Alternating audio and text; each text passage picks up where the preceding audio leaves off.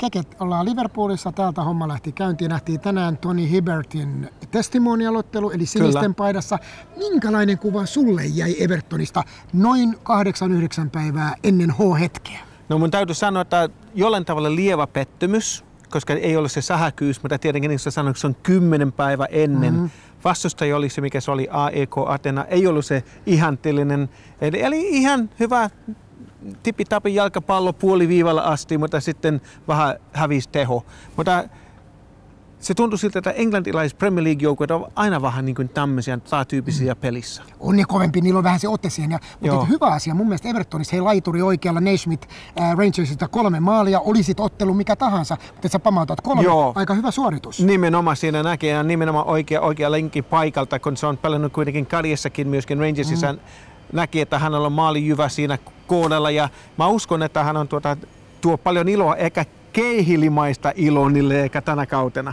Mutta mä näen sinisissä itse henkilökohtaisesti, niin jos sinisten joukkueessa kondiksessa, siis täydellisessä terveyskunnossa ei ole Pienaar, ei ole Fellaini, niin silloin Evertonilta puuttuu ne ideat, koska kyllä pääideat lähtee pikku Stevan Pienaarin jalasta. Kaikki syöttötaito, harhautukset, se on tärkeä pelaaja tälle joukkueelle. Äärimmäisen tärkeä pelaaja tietenkin siinä mielessä ja sä oot ehkä oikeassa tuossa, että se tuntuu siltä, että voi puutu sitten juonikuuta siinä, justiin siitä kun me ollaan liikkeelle keskikentäalueelta hyökkäysalueelle asti ja sitten se on justiin mitä puutui AEK Athenista itse asiassa, niillä ei ollut toi tyyppinen pelaaja. Jos Pienaar on pois, kuka hoitaa sen? Se on hyvä yhdistelmä Bensin kanssa siellä, kun Bens tulee pakilla. Mun mielestä Evertonin vasen puoli on vaarallinen. Nyt Keke tulee se kihara juttu.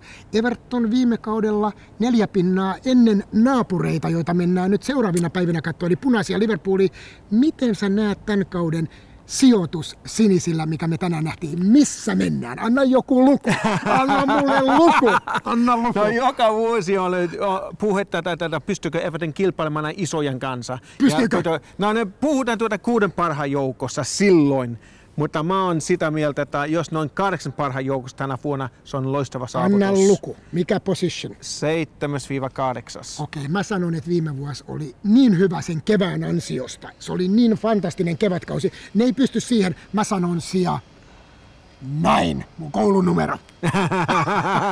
Mitä meidän täytyy muistaa, että perinteisesti Everton aloittaa äärimmäisen hitaasti. Niillä on aina alkukaudessa. Nyt niillä on helppo manu. Tietenkin ne on helpoisia, että ei tarvitse sitten sempata pois sitten siinä pelissä.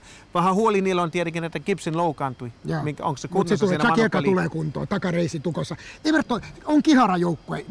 Tulee voittaa isoja joukkoja vastaan. Jos aloittaa kauden hyvin, kyllä on 8 parhaan joukossa. Number 9.